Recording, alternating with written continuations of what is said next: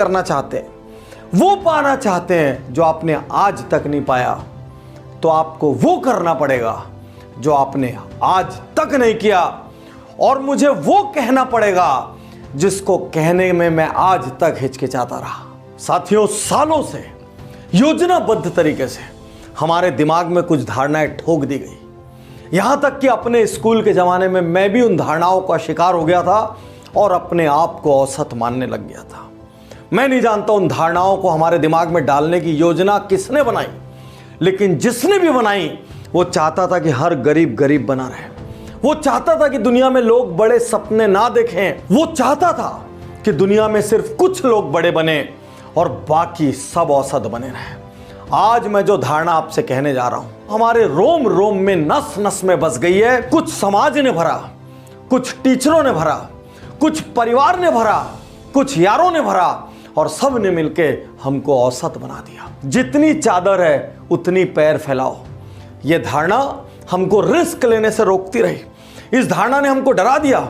हर कोई कहता है जितनी चादर है उतना फैलाओ, सोच समझ कर करो। अरे क्या सोचे, यदि चादर के जितना ही पैर फैलाना होता तो ऊपर वाला यहां पे हमको MRP छाप के भेजता।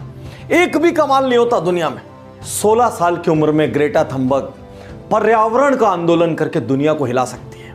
16 साल की मलाला नोबेल पुरस्कार पा सकती है। चादर की बात करते हैं। स्टारबक्स के प्रमुख हावर्ड शुल्ट्ज गरीबों के सामुदायिक भवन में बड़े हुए। क्या उन्होंने चादर की सोची? फॉरएवर 21 800 से ज्यादा स्टोरों की श्रृंखला, उसके मालिक डो वैन चैंग एक दिन में 3 काम करते थे। एक बिल्डिंग की चौकीदारी करते थे, एक गैस स्टेशन में अटेंडेंट का काम करते थे, और बचे हुए समय में एक कॉफी हाउस में वेटर का काम करते थे। उन्होंने 800 स्टोर खड़े किए। क्या उन्होंने चादर की सोची? रेबन और ओकली, जिसके हम चश्मे लगाते हैं, उसके फाउंडर लियोनार्डो डेल वेशियो एक गरीब घर में पैदा हुए थे और अनाथ की तरह उन्होंने जिंदगी बसर की। 23 साल की उम्र में पहरी मोल्डिंग की दुकान खोली। क्या उन्होंने चादर की सोची?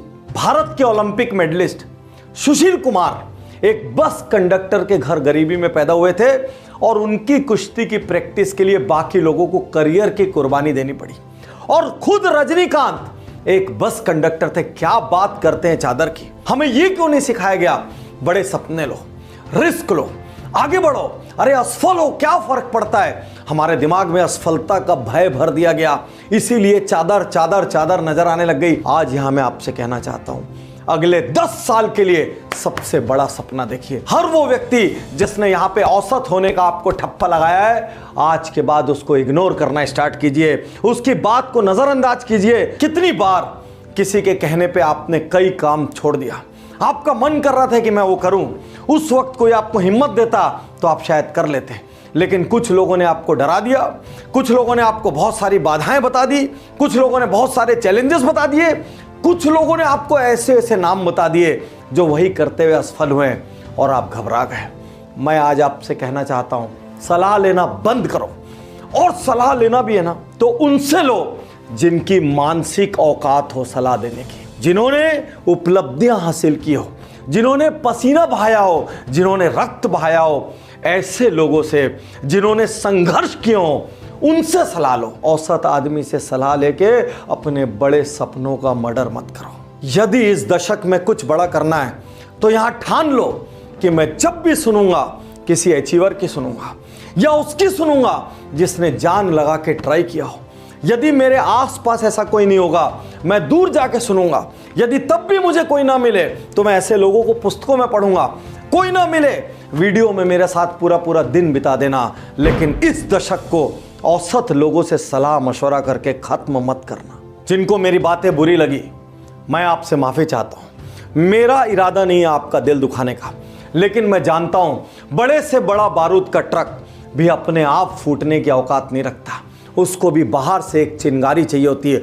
और मैं 2020 में अपने लाखों करोड़ों प्रशंसकों की वो चिंगारी बनना चाहता हूं जिससे उनके भीतर विस्फोट हो जाए और वो इस दशक में ऐसा काम करें कि उनको अपने पैदा होने पर गर्व हो, उनके माँ बाप को उनके पैदा होने पर गर्व हो, और उनके शहर और समाज को उनके जैसी हस्ती के अपने बीच में होने पर गर्व हो। आज ये वीडियो देखने के बाद एकांत में चले जाना, एक बार नहीं, 2 बार नहीं, 10 बार सुनना, और अपने आप से पूछना मुझसे क्या गलती हो रही है और क्या वाकई में मैं बड़ा बनना चाहता हूं, क्या वाकई में मैं कुछ पाना चाहता हूं, क्या वाकई में मैं भीड़ की तरह मरना चाहता हूं या कुछ खास हासिल करके इस दुनिया से जाना चाहता हूं। मैं आज भगवान से प्रार्थना करता हूं कि मेरे लाखों करोड़ों प्रशंसकों को ऐसी हिम्मत देना कि 2020 उनके जीवन का सबसे बड़ा साल बने और ये दशक उनके जीवन का सबसे बड़ा दशक बने।